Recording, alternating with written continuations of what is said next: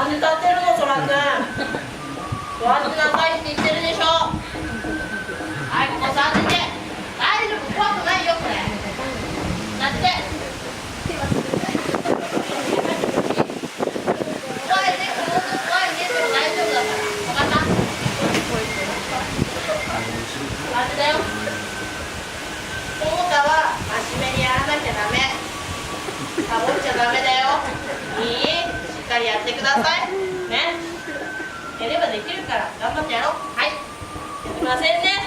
じゃあね、最後でこちら桃香君のね。